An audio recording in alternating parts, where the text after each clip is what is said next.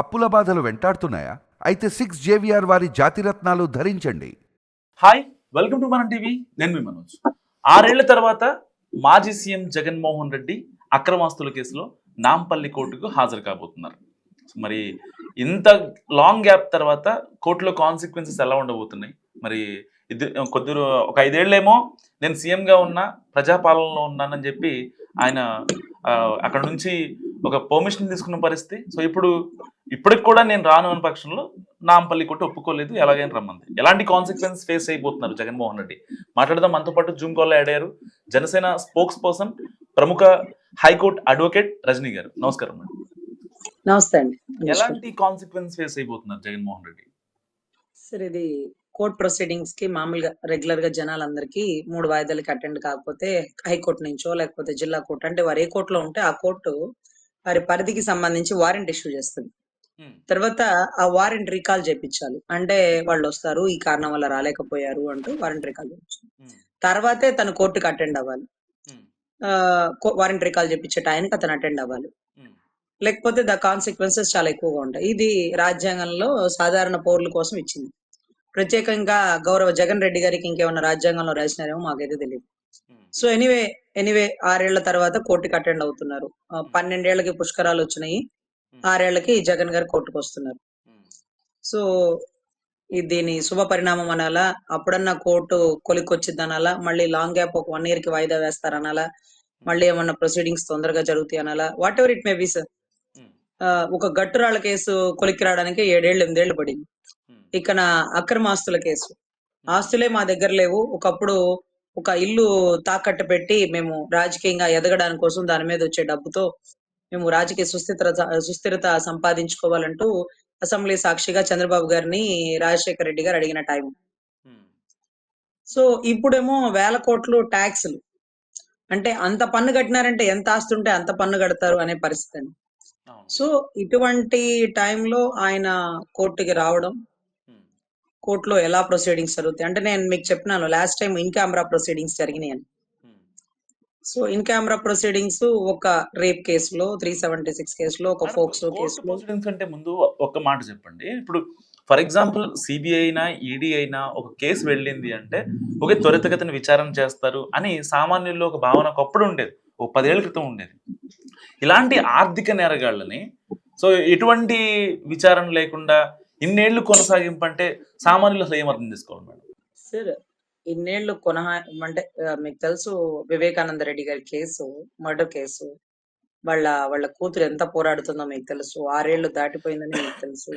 ఎవరు చేశారు, ఎవరు చేయించారు ఈజీగా తెలిసే కేసును కూడా సిబిఐ ఇన్ని సంవత్సరాలు వెరిఫై చేస్తుంటే, ఇంకా కూడా మళ్ళీ అదే సిబిఐ దగ్గర అక్రమాస్తుల కేసు నలుగుతుంటే, మళ్ళీ అందరూ కూడా మా కేసుని సిబిఐకి ఇవ్వండి, మా కేసుని సిబిఐలో మాకు న్యాయం జరిగిద్ది అంటే, ఒకవేళ న్యాయం జరిగిద్దేమో కానీ మనం బతికుండగా ఆ న్యాయాన్ని చూస్తామా అనే పరిస్థితి నెలకొనిందండి. సో ఈ అక్రమాస్తుల కేసుల కంటే మేము చెప్తాం ఏంటంటే, ఇలా కేసులున్నోడు ఎక్కడో వ్యాపారస్తుడు అయితే బాగుండు, కానీ ఇతను రాజకీయం చేసి రాష్ట్రాన్ని పరిపాలిస్తుంటే, అంటే ఒక నేరగాళ్లు రాష్ట్రాన్ని పరిపాలిస్తుంటే, అంటే మేధావులు మౌనంగా ఉంటే రాష్ట్రానికి విపత్తు అంటారు చూడండి. అదే మాదిరిగా ఈ రోజు చదువుకున్నోళ్ళు వాళ్ళ దగ్గర చేతులు కట్టుకుని నుంచుంటే మాకు చాలా ఆశ్చర్యంగా ఉంది. కానీ సుప్రీంకోర్టులో చాలా పిటిషన్స్ లో నేరగాళ్లు రాజకీయంలో ఉండకూడదు అనకుండా, ఒకవేళ రాజకీయంలో ఉండే వాళ్ళ మీద ఏమన్నా కేసులు ఉంటే వాళ్ళు త్వరితగతిన కంప్లీట్ చేసుకొని రాజకీయాల్లోకి రండి. ఇలా కేసులు కంపగొత్తుగా నెత్తిన పెట్టుకుని వస్తే మీరు కేసుల్లో వెసులుబాటుకి రాజకీయాన్ని వాడుతున్నారు. మీ కేసులకు ఇబ్బంది కలగకుండా ఉండడం కోసం పెద్ద పెద్ద పార్టీల్లో చేరతామంటున్నారు. ఈ స్టేట్మెంట్లు ఇచ్చిన ప్రతిసారి మా కేసులోనే అయితే మేము ఆ పార్టీలో చేరతాం, మమ్మల్ని ఏమి చేయలేరు అంటే, పార్టీలు తప్పు చేసిన వాళ్ళకి కప్పెట్టి కాపాడుతున్నాయా, ఒక గొడుగులాగా ఉపయోగపడుతున్నాయా? పెద్ద పార్టీల్లో చేరితే మీ కేసులు తవరా? మిమ్మల్ని ఎక్విటల్ గా బయటికి పంపించేస్తారా? ఏంటిది? అసలు రాజకీయ పార్టీలు ప్రజాస్వామ్యంలో ప్రజల రక్షణ కోసం, ప్రజల హక్కుల భద్రత కోసం ఏర్పరిచినటువంటి వ్యవస్థ అయితే, ఈ రోజు నేరగాళ్ల భద్రత కోసం, నేరగాళ్ల రాజకీయ సుస్థిరత కోసం, వాళ్ళు డబ్బులు సంపాదించుకోవడానికి చేసే వ్యాపారమా, వ్యభిచారమా అనే రకంగా మారిపోయిన ఈ రాజకీయంలో, అప్పట్లో వావిలాల గోపాలకృష్ణయ్య గారు, మా సత్తెనపల్లి కాన్స్టిట్యున్సీ నుంచి. ఆయన నాకు చాలా డౌట్ వచ్చేదండి. ఒక్కొక్కసారి ఇండిపెండెంట్ గా పోటీ చేసినాడు. ఒకసారి కమ్యూనిస్ట్ నుంచి పోటీ చేసినాడు. సిపిఐ పార్టీ నుంచో ఎక్కడి నుంచో కమ్యూనిస్ట్ పార్టీగా. ఒక్కసారి కాంగ్రెస్ నుంచి పోటీ చేసినాడు. ఆయనకేంటి ఇంత గొప్ప పార్టీలోంచి ఆయన బయటికి ఎందుకు వెళ్ళిపోతారు అంటే, ఆయన తన సిద్ధాంతాలు గొప్పవి అనుకున్నప్పుడు, అవతల వాళ్ళ సిద్ధాంతాలను తన మీద రుద్దనివ్వడు. ఆయన చనిపోయేటప్పటికి ఆయన ఆస్తిపాస్తులు ఎంతో మనకు తెలుసు. తర్వాత పిఎం స్థాయిలో ఉన్నటువంటి వ్యక్తికి సొంత ఇల్లు కూడా లేదు. ఒక లోన్ లో ఒక కారు కొనుక్కున్నారు. ఇలాంటి వాళ్ళని చూస్తుంటే మళ్ళీ ఇలాంటి వాళ్ళు మనకు కనపడరేమో అనిపిస్తుందండి. సో నేనేం చెప్తున్నానంటే, ఒక వ్యాపారస్తుడు, ఒక నేరగాడు ఒక అసెంబ్లీలో కూర్చొని మాట్లాడుతుంటే ఆ అది ఎట్లా ప్రజలకి ఏం మెసేజ్ ఇస్తారు? వాళ్ళకి అసలు ఏం తెలుసని ఇస్తారు? అదే ఒక డాక్టరు, ఒక స్కూల్ టీచరు, ఒక లాయరు, ఒక సొసైటీలో ఉపయోగపడే 10 మందికి సేవ చేసే కనీసం ఆర్ఎంపీ డాక్టర్ అయినా, లేకపోతే ఆ ఊరికి సంబంధించినటువంటి, ఆ రాష్ట్రానికి సంబంధించినటువంటి ఒక మంచి కొంతమంది వ్యక్తులైనా, ప్రజల ప్రజల అభివృద్ధి కోసం ఉద్యమ స్ఫూర్తితో పోరాడే వ్యక్తులైనా వీళ్ళకి కదా టికెట్ ఇవ్వాలి. ఓకే. వాళ్ళకి టికెట్లు ఇస్తే వాళ్ళు డబ్బులెక్కడ తెస్తారు? ఓటుకి 2000 లేనిదే జనాలు ఓట్లేయరు కదా! అందుకనే అప్పుడప్పుడు సిరివెన్నెల సీతారామ శాస్త్రి గారు ఒక పాటేదో ఉంటుందండి. 'అగ్గితోటి కడుగు ఈ సమాజ జీవోత్సవాన్ని మారదు లోకం మారదు కాలం' అంటూ, అంటే అగ్గితోటి కడగాలి ఈ సమాజాన్ని. లేకపోతే మనము నీళ్ళతోటి కడగకూడదు. అగ్గితోటి కడగాలి. అప్పుడే పరమ పవిత్రం అవుతుందేమో. అంటే అగ్గిలోంచి దూకే సీత తన పవిత్రతని చాటుకున్నట్టుగా అగ్గితోటి కడగాలి ఈ సమాజాన్ని. అంటే 2000 లేనిదే ఓటైనోడు 5 ఏళ్ల వాళ్ళ అంటే 5 ఏళ్ళు వాళ్ళ బతుకుని 2000కి, 3000కి, 5000కి అంగట్లో తాకట్టు పెట్టేసి వాళ్ళ పరిపాలన కింద వీళ్ళు నలిగిపోకపోతే ఆ 5000, ఆ 2000 తీసుకున్న మంచి వ్యక్తికి ఓటేస్తే, కమ్యూనిస్ట్ పార్టీ వాళ్ళు ప్రతిసారి నుంచుంటారండి ఎలక్షన్స్ లో. వాళ్ళని ఎప్పుడు గెలవనివ్వరు. ఎందుకంటే వాళ్ళు డబ్బు పెట్టరు. సో అప్పుడు ఎట్లా గెలుస్తారు? డబ్బులు ఉన్నోడే రాజకీయ నాయకుడు. సో అప్పుడు పుచ్చలపల్లి సుందరయ్య గారు 3 సార్లు ఒకే కాన్స్టిట్యున్సీలో గెలవడం. ఈ రోజు ఆ కాన్స్టిట్యున్సీలో కొట్టుకు చావడాలు. వీళ్ళు కాదు వాళ్ళు, వాళ్ళు కాదు వీళ్ళు అంటూ. చూస్తుంటే కొన్నాళ్ళు పోతే రాజకీయం అంటే ఈ రొచ్చు మనకెందుకులే అంటూ చాలా మంది మేధావులు, చాలా మంది ఉద్యమకారులు కూడా 10 అడుగులు వెనక్కి వేస్తారండి. ఎందుకంటే నాకు ఎప్పుడు అనిపించింది, తరిమెల నాగిరెడ్డి గారు అంటారు తాకట్టులో భారతదేశం అని. అని ఆయన అసెంబ్లీలో ఎమ్మెల్యేగా ఉన్నప్పుడే ఇదేంటి చేపల మార్కెట్ లాగుంది, ఇక్కడ పిచ్చాపాటి మాట్లాడుకోవడానికి వచ్చామా, ప్రజల సమస్యల గురించి చర్చించుకోవడానికి వచ్చామా, ఇది ఒక సంతలాగుంది అంటూ అసెంబ్లీ నుంచి ఆయన రాజీనామా ఇచ్చి వెళ్ళిపోయారు. నీలం సంజీవ రెడ్డి గారి బామ్మర్ది. ఆయన ఊరి పేరు తరిమల, కానీ ఆయన పేరు నాగిరెడ్డి. తరిమల నాగిరెడ్డి అని ఊరి పేరు తన పేరుగా మార్చుకున్నటువంటి ఒక మహోన్నత వ్యక్తి అండి. సుందరయ్య గారు అయితే ఆయన కూడా రెడ్డి కమ్యూనిటీనట. కానీ పేరు చివర తోక ఎందుకు, ఊరి చివర పాకలు ఎందుకంటూ ఆ తోక తీసేసి పుచ్చలపల్లి సుందరయ్యగా మనందరికీ ప్రావీణ్యత ఉంటుంది.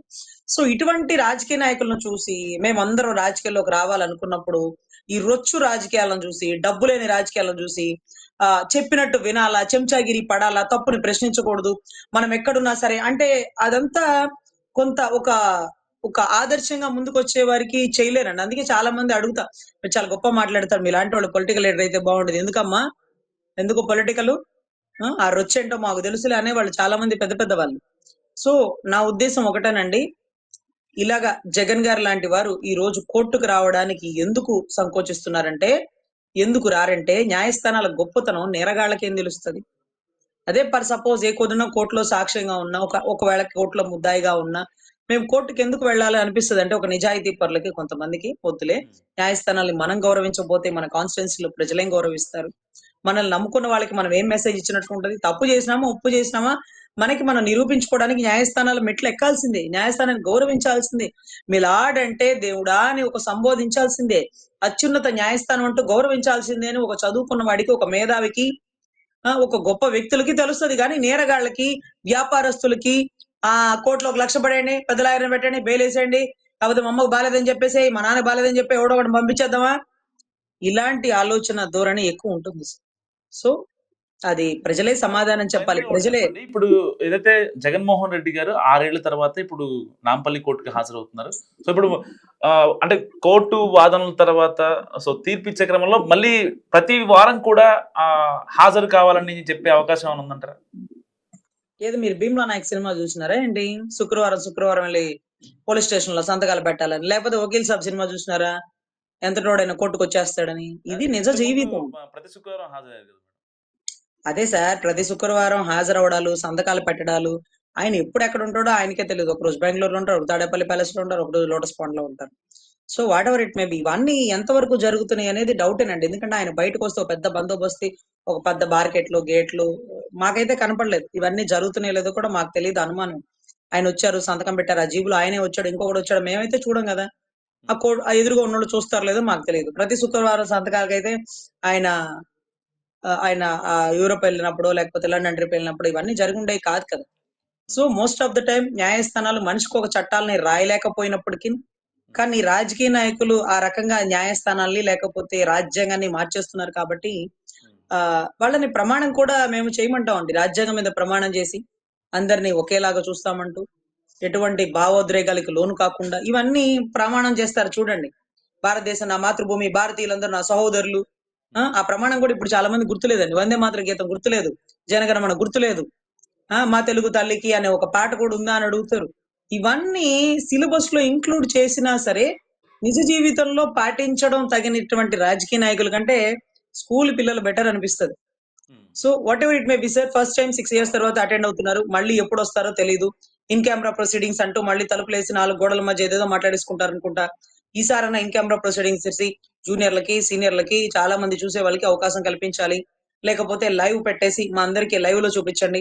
ఇప్పుడు ప్రతి కేసు లైవ్ లోనే జరుగుతుంది. మేము సరిగ్గా ఆర్గ్యుమెంట్ చెప్పామా లేదా అని మా క్లయింట్ ఆ లైవ్ లింక్ పెట్టుకొని కనెక్ట్ అయ్యి వాళ్ళ ఇంట్లో ఇదిగో లాయర్ గారు ఇదే మాట్లాడతారేంటి, ఈ పాయింట్ చెప్పరేంటి అంటే ఒక కేసు అయిపోయాక మాతో దబాయించేస్తుంటారండి. ఆ పాయింట్ ఎందుకు చెప్పలేదని, ఆ పాయింట్ చెప్పకూడదా స్వామి జడ్జి గారి ముందు అంటే, లేదు లేదు మీరు ఆ పాయింట్ చెప్పాల్సింది, మీరు మర్చిపోయారు అంటాడు. ఏంటి అవి చెప్పడానికి ఆయన ఏమన్నా ఎదురు కూర్చున్న స్ట్రాటజీ ఫ్రెండా, స్కూల్ ఫ్రెండా, జడ్జి స్వామి అన్ని చెప్పకూడదు అంటుంటారు. సో ఇటువంటివి మేము చూస్తూ ఉంటాం కాబట్టి, సో ఈ రోజు రాష్ట్ర ప్రజలందరం కూడా మేము చూడాలని అనుకుంటున్నాం. Of course Telangana, of course బెంగళూరులో కూడా కొంతమంది ఉంటారేమో వాళ్ళ అభిమానులు, అందరూ కూడా చూడాలనుకున్నారు. ఎందుకంటే జగన్ గారి నీతి నిజాయితీలు కూడా చూడాలని ఎదురు చూస్తుంటారు వాళ్ళ సభ్యులు కానీ, వాళ్ళ నాయకులు కానీ, వాళ్ళ కార్యకర్తలు కానీ. అదే రకంగా రాష్ట్రాన్ని 3 ముక్కలు వేసినాడు, అక్రమాస్తుల కేసులో నిందితుడా, లేకపోతే సానుభూతి పరుడా, లేకపోతే అమాయకుడని మాకు కూడా తెలియాలని ఉంటది కదా. సో అందరి కోసం లైవ్ లింక్ ప్రజెంట్ చేయాలని కోరుకుంటూ 6 ఏళ్ల తర్వాత వచ్చారు కాబట్టి కేసు కొలిక్కి తెస్తారా, మళ్ళీ ఇంకో సంవత్సరానికి వాయిదా వేస్తారా, మళ్ళీ ఈసారి ఎలక్షన్ వచ్చే వరకు రారా అనేది వేచి చూడాలి sir. Thank you madam. So ఇది రజనీ గారి అనాలిసిస్. మీరేమనుకుంటున్నారో మస్తు కామెంట్ చేయండి. చూస్తున్నాండి మనం టీవీ.